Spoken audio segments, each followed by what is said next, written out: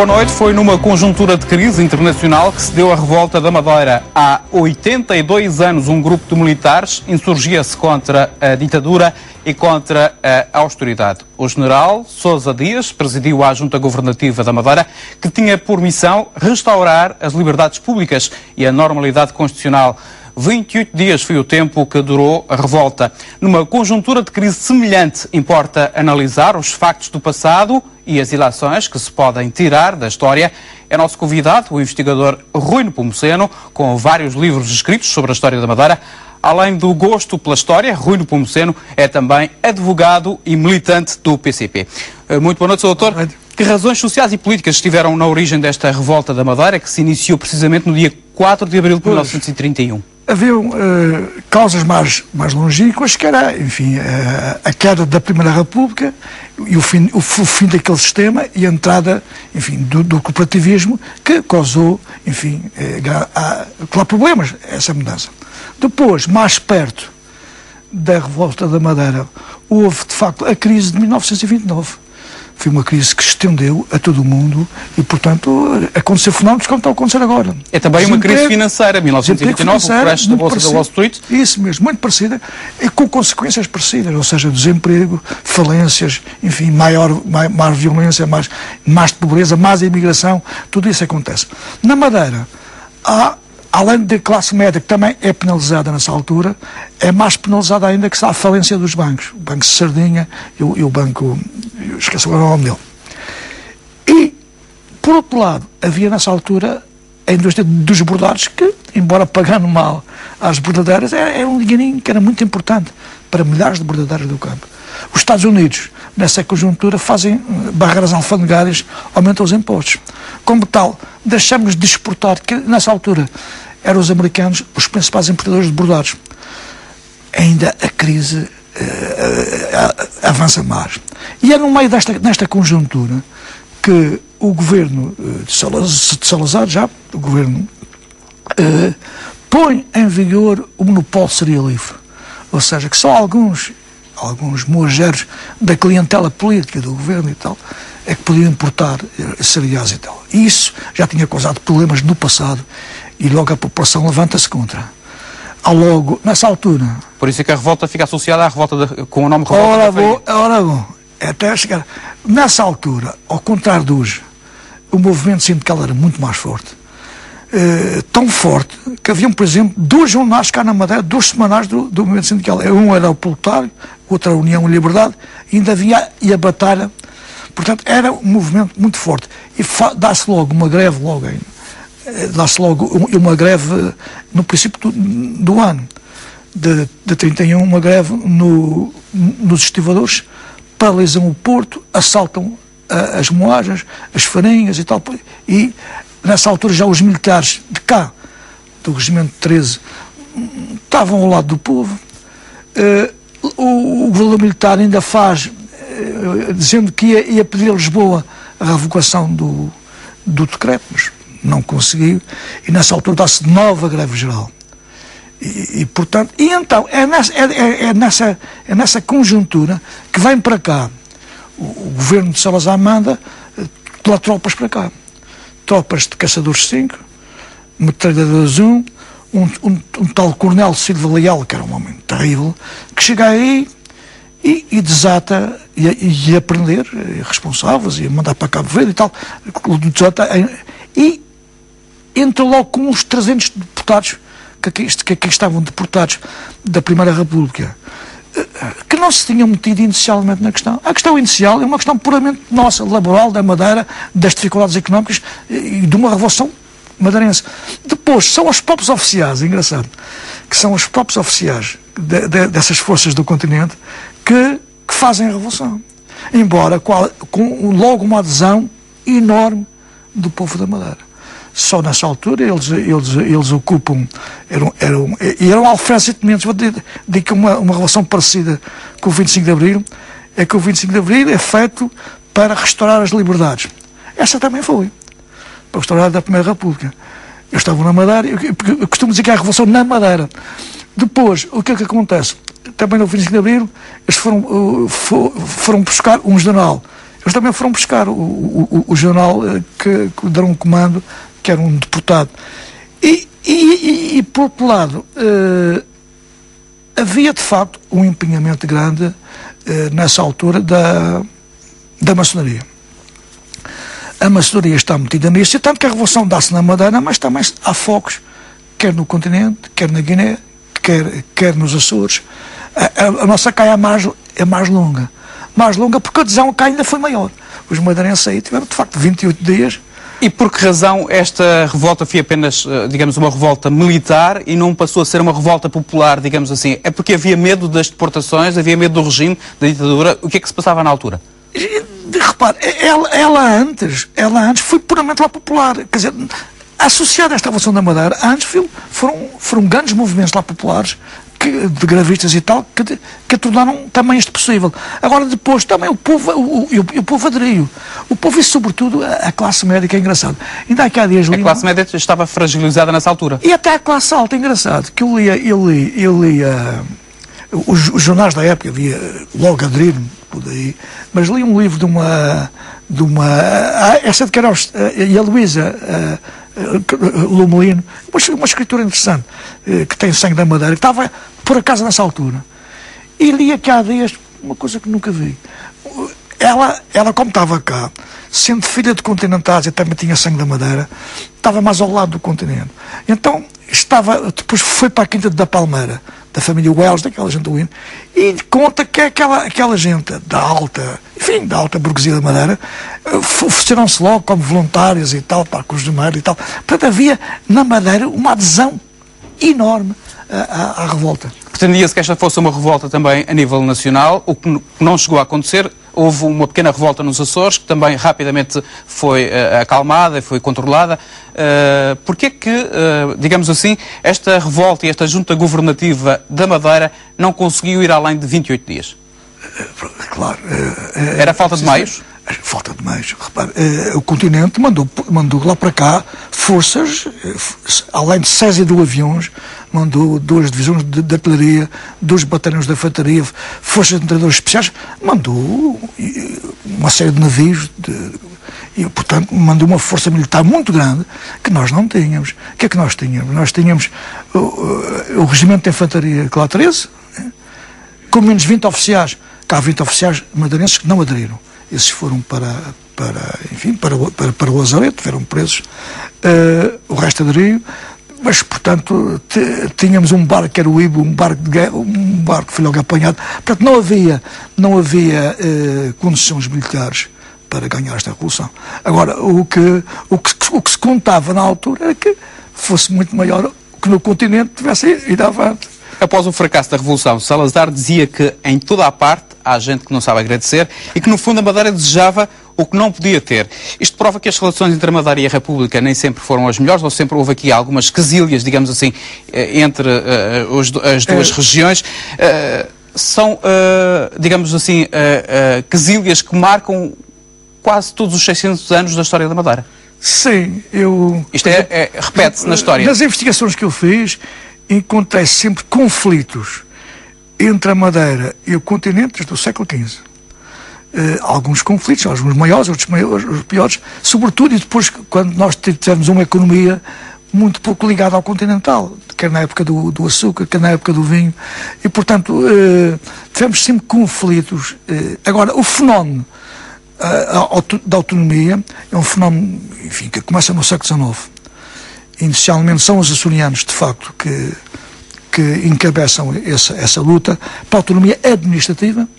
Agora, a autonomia política, que é ter um parlamento que faça leis, ter um governo regional, regionalizar as receitas todas geradas na região, ficar na região, e os serviços periféricos da administração, menos as Forças Armadas, o Banco de Portugal, a polícia e o resto ficou tudo regionalizado. Isso fomos nós, madeirenses, a geração de 1920 a 1925. Também essa desencadeada por uma situação económica brutal, que tinha acabado a Primeira Grande Guerra Mundial. Portugal tinha entrado na Primeira Grande Guerra Mundial. A consequência depois é uma inflação brutal, a desvalorização da moeda, ainda por cima o Porto de Funchal estava sempre, enfim, deficiente. aparecem os potes de Canárias. Todo esse ambiente gerou que os madeirenses se unissem e reivindicassem a autonomia, e todo esse, de 1920 a 1925, tudo aquilo que mais tarde a Revolução de 25 de Abril tornou possível levar avante, tudo isso tinha sido equacionado, discutido, com algumas matizes, com algumas diferenças.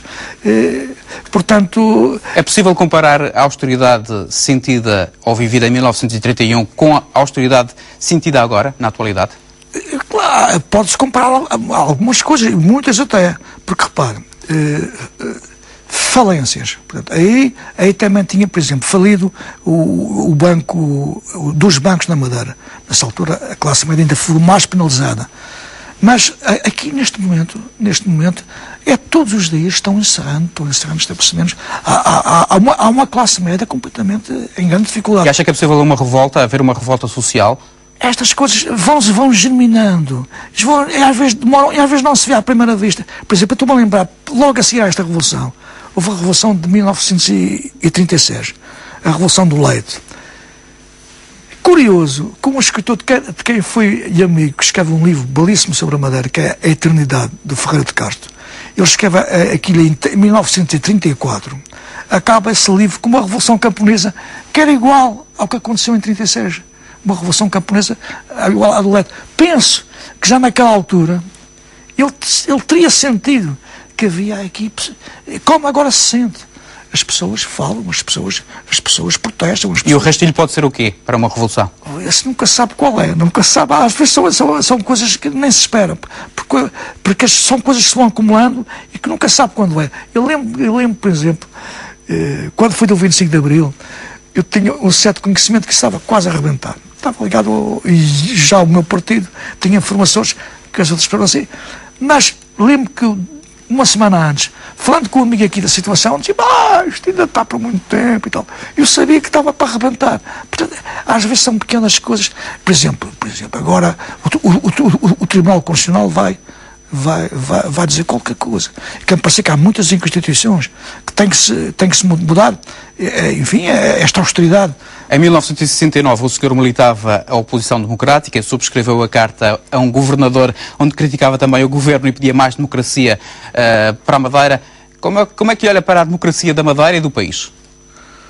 Bom, eu penso que a grande esperança que me deu a Revolução de 25 de Abril, e portanto, é que com autonomia havia de facto condições para uma democracia que eu queria mais ampla. Neste momento, o que é que eu sinto que nós temos? Temos na parte política uma certa democracia política, e é por isso que eu estou aqui também a dizer o que penso, sem ter medo que venha a pedir-me prender ou dizer coisa. Bom, agora, no aspecto social e no aspecto económico, já há quase um fascismo. Porque, enfim, a tentativa de destruição de direitos sociais importantes, quer na saúde, quer no ensino, enfim, essa tentativa de destruição é uma falha da democracia. É preciso mudar o governo? Os governos, neste caso, da Madeira e eu penso que sim, eu penso que neste momento, quer o Governo Nacional... E o país tem alternativas? Alternativas existe sempre, porque também há essa coisa... Tem que haver alternativas um bocadinho. Muitas das vezes diz que na oposição não há alternativas, nem na Madeira, nem no continente. É claro que é evidente que é preciso. Eu penso que, por exemplo, eu, na minha forma de pensar, quer no continente, quer aqui na Madeira, não será uma força sozinha que está em condições de não ser uma alternância como tem sido. E alternar o PS com o PSD ou com o CDS é a mesma coisa. O PCP pode ser um bom aliado para um governo? Seria muitos da sociedade civil, muitos independentes que seriam formados, o Bloco de Esquerda, o Partido Comunista, a ala mais à esquerda do Partido Socialista, que tentasse uma saída, enfim, logo não é não pagar, por exemplo, a dívida pública, temos que pagá-la, é renegociá-la, até com o princípio de lei, que sempre que mudam as circunstâncias, pode-se modificar os contratos. A própria lei o diz. Portanto, as circunstâncias desta austeridade, sobre a austeridade do que está a acontecer no país, exige que se renegocie a dívida pública. Como? Para já, baixando os juros, que é escandaloso. Estar a Alemanha a pagar 0,5% de juros e nós a pagarmos 7,89%. Baixar a taxa de juros, essa especulação. Depois... Tem a ver um pouco com o risco de incumprimento, mas aí tínhamos de alterar as regras do mercado. Claro que sim, claro que sim. E eu reparei, isso fez-se na Argentina, fez-se noutros países. Hoje em dia, na América Latina, já não há nenhum país que o Fundo Monetário Internacional foi todos... Dr. Rui Nepomuceno, no ano passado o senhor aderiu ao movimento Madeira Autonomia, um movimento apartidário. Está satisfeito com as intenções deste movimento e com os propósitos e com aquilo que já tentaram fazer? Pois, foi uma necessidade que senti, sobretudo a situação financeira e a falta, e capaz gente, a falta de solidariedade do Governo Nacional com o Governo madeirense. De facto, se é verdade que temos uma dívida pública maior do que eles esperavam, alguma dívida escondida também, tudo isso, se isso é verdade, a verdade é que não foi o povo madeirense que teve culpa nenhuma disso. Portanto, se o Governo de Portugal quisesse castigasse, demitisse o Governo, etc. Por aí fora. Agora, obrigar-nos a todos nós a pagarmos com língua de palmo impostos muito mais altos, o que está a passar agora, isso acho que é um erro. E a autonomia que lá perdeu-se. Porque hoje em dia quem decide tudo é Lisboa. Quem devia pagar a dívida da Madeira era o Estado, é isso? Era o Estado castigando quem tinha que castigar, pois, e não era o povo, o povo madeirense que tinha culpa do que aconteceu, que se castigasse os responsáveis, até que se investigasse quem era responsável de alguma coisa mal feita. O movimento Madeira Autonomia criticou também, chamou a atenção para a lei das finanças regionais, os vossos propósitos não foram alcançados. Ainda estão em estudo, e portanto, nós estamos agora a fazer pressão para tentar salvar a autonomia da Madeira e o nosso povo, porque o que nos interessa é que, como sabe, a Madeira tem condições de progredir com mais autonomia e com uma reforma. Aquilo que se diz que tem que ser não. Pode ter que cair um sistema para vir outro, com algumas penalizações. Se a classe média neste momento e o povo, os trabalhadores estão penalizados, será a alta finança a pagar um bocadinho mais, como devia. O movimento Madeira Autonomia concorda que seja o Estado a pagar as despesas da saúde e da educação, concordando em parte também com aquilo que diz o PSD Madeira e com aquilo que reclama agora o PSD Madeira. Isto quer dizer que foi um erro regionalizar estes dois sectores, a saúde e a educação? É evidente que eu próprio nessa altura, que tinha responsabilidade, estava aqui a dirigir, nessa altura estava a dirigir logo a seguir ao 25 de Abril, como a mim, estar a dirigir o Partido Comunista numa altura muito complicada, que havia as flamas e as bombas e tal, foi uma em que se procurou imediatamente regionalizar os serviços periféricos todos de uma vez.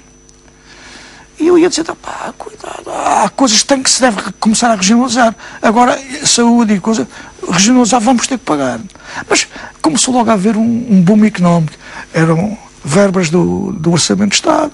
De antes, 2/3 da receita ia para o continente. Só ficava aqui 1/3. Com a autonomia, todas as receitas na Madeira na região. Ainda vieram verbas da então CIE.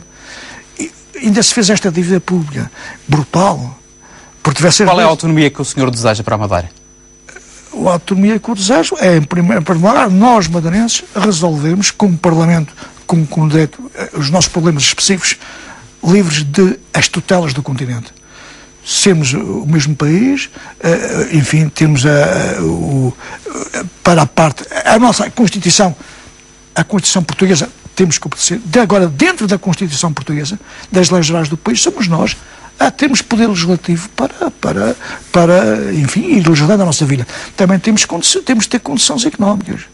E essas condições económicas, também passa também por dividir certos custos, como esses da saúde e da educação, que são custos gerais. Nunca a independência? Não, a independência não. A independência, quanto a mim, foi interessante que nos Açores houve. Na Madeira nunca houve, senão naquela altura, 25 de Abril. O que eles queriam tornar independentes de quê? Independentes do socialismo que ameaçava a Revolução de 25 de Abril, ter um período inicial que estávamos a caminhar para um socialismo mais ou menos e à portuguesa. E então aqueles que eram contra isso pediu a independência, é que os estudantes cantavam Angola é nossa, Angola é nossa. Viam ter independência. Não, quero parecer que a independência, nós somos lá portugueses, temos a língua portuguesa, temos a cultura portuguesa. Agora, os nossos negócios, as nossas coisas, somos nós que temos que tratar, temos que dirigir e temos servos para isso, temos condições para isso. Dr. Rui Nepomuceno, muito obrigado por ter vindo à RTP Madeira. Eu é que fico muito agradecido por podermos falar um bocadinho sobre estas coisas, que eu também adoro. Obrigado, muito obrigado mais uma vez. Ponto final do programa Entrevista, assim especial, desejo uma boa noite.